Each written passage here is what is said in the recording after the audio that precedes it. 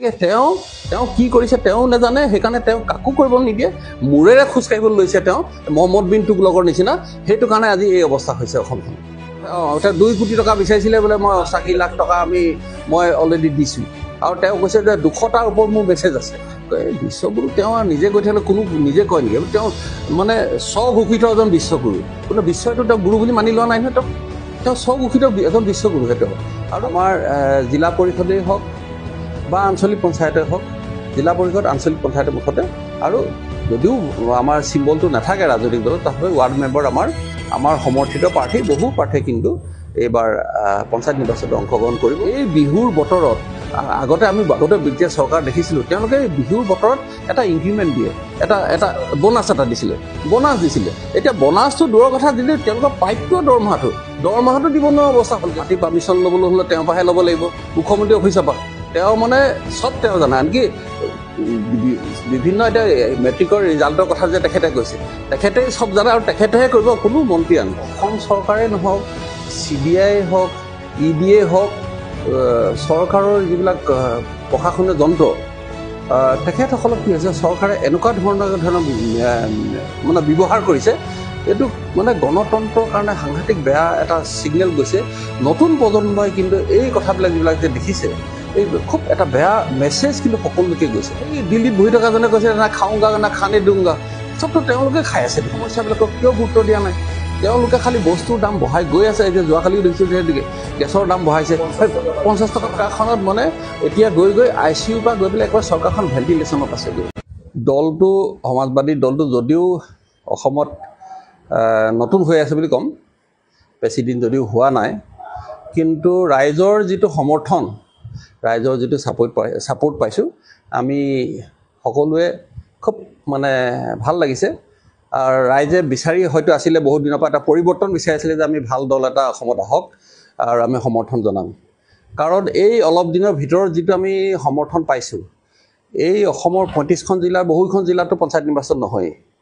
তথাপি আমাৰ আজি আমি এতিয়া হিচাপ কৰিছিলোঁ, প্ৰায় 2 ডজনৰ ওপৰৰ জিলাত আমাৰ জিলা পৰিষদেই হওক বা আঞ্চলিক পঞ্চায়তে হওক, জিলা পৰিষদ আঞ্চলিক পঞ্চায়তৰ মুঠতে, আৰু যদিও আমাৰ চিম্বলটো নাথাকে ৰাজনৈতিক দলত, তথাপি ৱাৰ্ড মেম্বাৰ আমাৰ সমৰ্থিত প্ৰাৰ্থী, বহু প্ৰাৰ্থীয়ে কিন্তু এইবাৰ পঞ্চায়ত নিৰ্বাচনত অংশগ্ৰহণ কৰিব।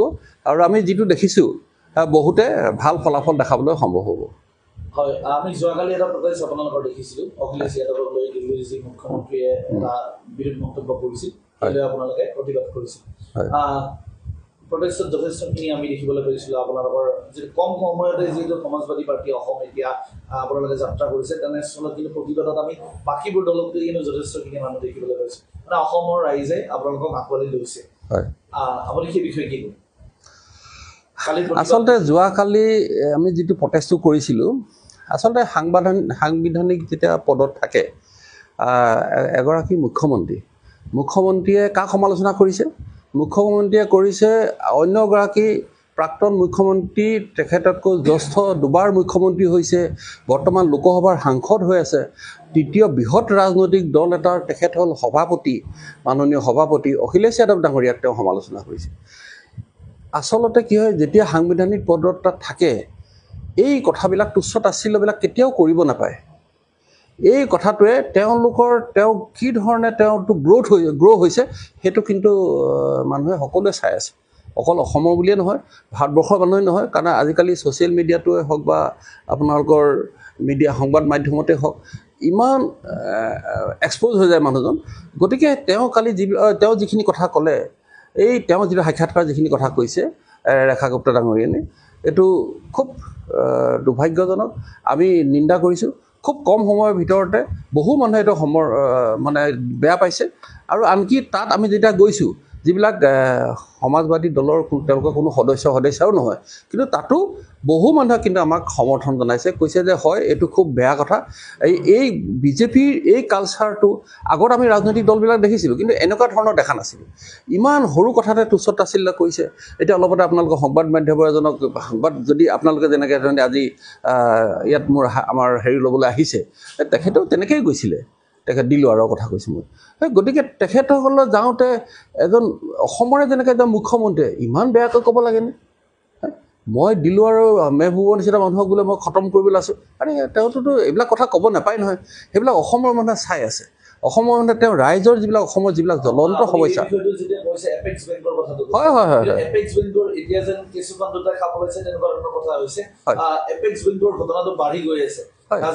যিগৰাকী ব্যক্তিৰ কথা ওলাইছে, তেখেতে এটা সংবাদ মাধ্যমত আহি বিশিষ্ট সাংবাদিক প্ৰশান্ত ৰাজগুৰুৰ এটা টক শ্বত তেখেতে স্পষ্টকে কৈছে যে মন্ত্ৰী সঞ্জয় কিষাণক মই 88 লাখ টকা দিছো, তেওঁ 2 কোটি টকা দাবী কৰিছে, মই 88 লাখ দিছো। গতিকে এগৰাকী মন্ত্ৰীৰ বিৰুদ্ধে ইমান ডাঙৰ এটা অভিযোগ দিছে, তাৰ পিছতো সেইগৰাকী মন্ত্ৰীক লৈ কোনো আৰক্ষী প্ৰশাসন হওক বা কাৰো একো মাত বোল নাই। তেনেকুৱা স্থলত আপুনি অসম আৰক্ষীৰ কেনেকুৱা ধৰণৰ কি ভূমিকা দেখিছে বা অসম চৰকাৰ কি হৈছে বৰ্তমান? অসম চৰকাৰে নহওক, CBI হওক, EDয়ে হওক, চৰকাৰৰ যিবিলাক প্ৰশাসনীয় যন্ত্ৰ, তেখেতসকলক কি হৈছে, চৰকাৰে এনেকুৱা ধৰণৰ মানে ব্যৱহাৰ কৰিছে। এইটো মানে গণতন্ত্ৰৰ কাৰণে সাংঘাতিক বেয়া এটা ছিগনেল গৈছে। নতুন প্ৰজন্মই কিন্তু এই কথাবিলাক যিবিলাক যে দেখিছে, এই খুব এটা বেয়া মেছেজ কিন্তু সকলোলৈকে গৈছে। আমি বিচাৰোঁ যে সকলোৱে মিলা প্ৰীতিকে থাকক। কিয় এনেকুৱা ধৰণৰ এপেক্স বেংকৰ যিটো ঘটনা ঘটিছে, তাতে বিশ্বজিৎ ফুকনৰ কথা ওলাইছে, বিধায়ক তেখেতৰ কথা ওলাইছে। তেখেতে যিবিলাক কথা, যিটো সংবাদ মাধ্যম আমি দেখিছোঁ, যোৱাকালি এই যিটো সাক্ষাৎকাৰটো তেখেতৰ কি বাজাজ আছিলে, 2 কোটি টকা বিচাৰিছিলে বোলে, মই 80 লাখ টকা মই অলৰেডি দিছোঁ। আৰু তেওঁ কৈছে যে 200টাৰ ওপৰত মোৰ মেছেজ আছে। গতিকে আচলতে কি হৈছে, কি সেই দিল্লীত বহি থকাজনে কৈছে না খাওঁগা না খানে দিওঁগা, চবতো তেওঁলোকে খাই আছে দেখোন।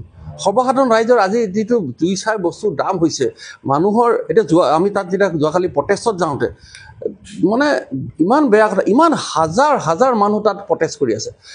সেই হাজাৰ হাজাৰ মানুহ যে বহি তাত থাকিলে, আমাৰ অসমখনৰ যিটো প্ৰডাক্টিভিটি আমাৰ লছ হোৱা নাই জানো?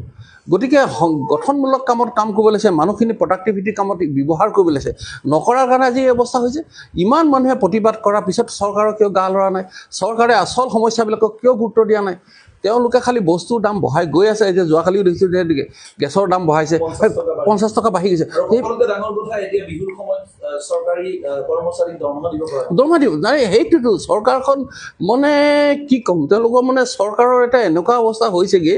চৰকাৰে এইজনেতো বহুত কথা কৈ থাকে, কিন্তু একচুৱেলি চৰকাৰখনত মানে এতিয়া গৈ ICU পৰা গৈ পেলাই একবাৰ চৰকাৰখন ভেণ্টিলেশ্যনত আছে। গৈ পেলাই ভেণ্টিলেশ্যনতহে এখন চৰকাৰ চলি আছে। তেওঁলোকৰ কোনোমতে জোৰা টোপালি মাৰি চলিবলৈ চাইছে, কিন্তু তেওঁলোকৰ হাতত পইচা নাই। এই বিহুৰ বতৰত আগতে যেতিয়া চৰকাৰ দেখিছিলোঁ, তেওঁলোকে বিহুৰ বতৰত এটা ইনক্ৰিমেণ্ট দিয়ে, এটা বোনাছ এটা দিছিলে। এতিয়া বোনাছটো দূৰৰ কথা, দিলে তেওঁলোকৰ প্ৰাপ্য দৰমহাটো দিব নোৱাৰা অৱস্থা হ'লগৈ চৰকাৰখনৰ। গতিকে আৰু তেওঁলোকে বঢ়াই গৈ আছে, তেওঁলোকে নিজৰ সুবিধাবিলাক বঢ়াই গৈ আছে। আৰু এক শ্ৰেণী মানুহ ধনী যিখিনি, সেইখিনিয়ে ধনী হৈ আছে। আৰু দুখীয়াখিনি ইমান দুখীয়া যে ঘৰ চলাব নোৱাৰা হৈছে। যিটো 3rd গ্ৰেড 4th গ্ৰেডৰ যিসকল এমপ্লয়ী আছে, আমি যেতিয়া কথা পাতোঁ, সাংঘাতিক অফিচাৰ, কাৰণ তেওঁলোকে বেংকৰ লোন ল'লে, লোন মাৰিব নোৱাৰে, চলিব নোৱাৰা হৈছে। ল'ৰা ছোৱালী স্কুলৰ ফিজ বাঢ়ি গ'ল, ইমান বাঢ়ি গৈছে স্কুলবিলাকত। গতিকে প্ৰাইভেট স্কুলবিলাক বাঢ়ি গৈছে, গভৰ্ণমেণ্ট স্কুলবিলাক বন্ধ কৰি দিছে। মানে উপায়হীন হৈছে, ক'ত যাব, কি কৰিব, সাংঘাতিক এটা পৰিৱেশত তেওঁলোকে থাকিব লাগে। এটা প্ৰশ্ন আপোনাক সুধিম এতিয়া। আপোনালোকে নিশ্চয় গম পাইছে, চীনে উত্তৰ পূৰ্বাঞ্চলখনক গ্ৰাস কৰিবলৈ যেন ওলাব, কাৰণ বাংলাদেশে এতিয়া চীনক এটা বিমান বন্দৰ, জাহাজ বন্দৰ এটা এৰি দিছে। তাৰ পাছত এটা ভয়ংকৰ, এটা ভাৰতবৰ্ষৰ বাবে এটা ভয়ংকৰ এটা সংকেত বুলি ক'ব পাৰি। আৰু এতিয়া ভাৰতে বাংলাদেশৰ লগত যথেষ্টখিনি অসুবিধাৰ সন্মুখীন হ'ব। আৰু যি দুখন দেশৰ যি সম্পৰ্ক আছিল, সম্পৰ্কত ব্যাঘাত হ'ব বুলি। আৰু এতিয়া প্ৰায়বোৰে যি জয় শ্ৰীৰাম যিসকলে কয়, তেওঁলোকে এতিয়া বাংলাদেশক গালি পাৰিবলৈ পুৰা দিনে ৰাতি চেষ্টা কৰিছে। সেইটো ঠিকে আছে, চীন দেশক বা বাংলাদেশক কোনেও ভাল নাপায়, কিন্তু আজি এনেকুৱা হ'বলৈ কিয় পালে? ইয়াৰ ক্ষেত্ৰত ভাৰত চৰকাৰৰ দুৰ্বল ভূমিকা আছে বুলি ভাবে। এওঁলোকৰ ভাৰত চৰকাৰ কি হৈছে, এই যিবিলাক ঘটনাবিলাক ঘটি আছে, এইবোৰ এদিনত হোৱা ঘটনা নহয়। বহু দিনৰ পৰা যিবিলাক বিৰোধী বিভিন্ন ৰাজনৈতিক দলবিলাক আছে, ইমানেই ৰাজনৈতিক দল হওক, কংগ্ৰেছেই হওক বা অন্য আমাৰ সমাজবাদী দলেই হওক, বিভিন্ন ৰাষ্ট্ৰীয় প্ৰেক্ষাপটত থকা দলবিলাকে বিভিন্ন সময়ত পাৰ্লিয়ামেণ্টত এই কথাবিলাক কিন্তু উঠাই আহিছে। বহুত দিনৰ পৰা কথাবিলাক ওলাইছে, কিন্তু আমাৰ প্ৰতিৰক্ষাৰ ক্ষেত্ৰত চৰকাৰে যিখিনি মানে ভূমিকা ল'ব লাগিছিলে, সেই ভূমিকাবিলাক নোলোৱাৰ কাৰণে যেতিয়া দুৰ্বল বুলি গম পায়, যে এওঁলোকৰ গম পায়, তেতিয়া সেইকাৰণে এই চীনেই হওক, বাংলাদেশৰ নিচিনা এখন দেশে যদি আমাক ভাৰতবৰ্ষৰ এনেকুৱা অৱস্থা কৰিব লাগিছে, কিয় ক'ব লাগিছে? হৈছে আৰু তেওঁলোকে আৰু তাতকৈ আটাইতকৈ ডাঙৰ কথা হৈছে কি ভাৰতৰ অৰ্থনীতিটো যে বিশ্বগুৰু কিন্তু আমাৰ প্ৰধানমন্ত্ৰী বিশ্বগুৰু তেওঁ নিজে কৈ থাকিলে কোনো নিজে কয় নেকি তেওঁ মানে স্বঘোষিত এজন বিশ্বগুৰু কোনো বিশ্বইটো তেওঁ গুৰু বুলি মানি লোৱা নাই নহয় তেওঁ স্বঘোষিত এজন বিশ্বগুৰুহে তেওঁ আৰু তেওঁলোকৰ আৰু বিশেষকৈ আটাইতকৈ ডাঙৰ কথা হৈছে দেশবিলাকে যে আমাক ভয় খুৱাইছে কাৰণ হৈছে কি ভাৰতৰ অৰ্থনীতিটো সাংঘাতিক বেয়া অৱস্থা ডলাৰৰ মূল্য যিটো হাৰত বাঢ়িছে তেওঁতো একদম যেতিয়া প্ৰধানমন্ত্ৰী তেতিয়া দায়িত্ব লৈছিলে তেওঁতো কৈছিলে যে আমি যিটোত মানে কংগ্ৰেছ চৰকাৰ সময়ত আছিলে তাতকৈ কৈছে আমি আৰু তললৈ নামাম বুলি কৈছিল কি সেইকাৰণে যেতিয়া ওচৰৰ দেশবিলাকে গম পাইছে যে কাৰণ দেশখন চলাবলৈ হ'লে যুদ্ধখনো যদি চলাবলগীয়া বহুত অৰ্থৰ প্ৰয়োজন হয় যিটো বৰ্তমান ভাৰতৰ চৰকাৰৰ আটাইতকৈ দুৰ্বল ভাৰতৰ নালাগে অসমৰ এতিয়া আমি বিহুৰ সময়তো দৰমহা দিব পৰা নাই কৰ্মচাৰীসকলৰ যিসকল হাহাকাৰ অৱস্থা হৈছে সেইকাৰণে এই ঘটনাবিলাক হ'ব লৈছে এইটো সন্ধিয়া হৈছে আৰু ৰাতি হ'বলৈ আছে চাব আৰু এটা শেষ প্ৰশ্ন মেট্ৰিকৰ এটা উৰা বাতৰি ওলাইছিল 2 দিন আগত যে মেট্ৰিকৰ ৰিজাল্ট আজি দিব অৰ্থাৎ মুখ্যমন্ত্ৰীও মেট্ৰিকৰ ৰিজাল্টৰ কথা আজিকালি ঘোষণা কৰিব লাগে এডুকেশ্যন মিনিষ্টাৰে গমেই নাপায় মেট্ৰিকৰ ৰিজাল্ট কেতিয়া দিব লাগিব কি দিব লাগিব আসাম হায়াৰ ছেকেণ্ডাৰী বৰ্ড যিটো আমাৰ HSLCৰ যি বৰ্ড আছে চেপা কোনো গমেই নাপায় সকলো কথা মুখ্যমন্ত্ৰীয়ে কৈছে এতিয়া আমাৰতো অসমত এজনে মন্ত্ৰী আছে তেওঁ সকলো ডিপাৰ্টমেণ্ট চোৱা মন্ত্ৰী এজনেই তেওঁ মুখ্যমন্ত্ৰী নে তেওঁ কি মন্ত্ৰী তেওঁহে জানে তেওঁ মানে কি কয় তেওঁহে জানে কাৰণ তেওঁ আনকি এই অলপ দিন আগতে মণ্ডলৰ নিচিনাও কামো কৰিছিলে মাটি পাৰ্মিশ্যন ল'বলৈ হ'লে তেওঁৰ পৰাহে ল'ব লাগিব মুখ্যমন্ত্ৰী অফিচৰ পৰা তেওঁ মানে চব তেওঁ জানে আনকি বিভিন্ন এতিয়া মেট্ৰিকৰ ৰিজাল্টৰ কথা যে তেখেতে কৈছে তেখেতেই চব জানে আৰু তেখেতেহে কৰিব কোনো মন্ত্ৰী আনে আমি মাধ্যমিক প্ৰথম বৰ্ষ পৰীক্ষা নহ'লে এইবাৰ বাতিল কৰি দিছে বাতিল নহয় চৰকাৰ সেই হ'ব তেওঁলোকেতো ৱাইন শ্বপ বহাই গৈ আছে স্কুলবিলাক বন্ধ কৰিছে মাজতে এটা সংবাদ মাধ্যমত ওলাইছে নহয় এটা দিনতে 2000 ৱাইন শ্বপৰ পাৰ্মিশ্যন দিছে আৰু 2000 স্কুল বন্ধ কৰিছে গতিকে তেওঁ সেইটো চিন্তাধাৰাতে কৰিছে গতিকে তেওঁ কি কৰিছে তেওঁ নাজানে সেইকাৰণে তেওঁ কাকো কৰিব নিদিয়ে মূৰেৰে খোজকাঢ়িবলৈ লৈছে তেওঁ মহম্মদ বিন তুগলকৰ নিচিনা সেইটো কাৰণে আজি এই অৱস্থা হৈছে অসমখনত Stay informed, stay ahead. News Any 365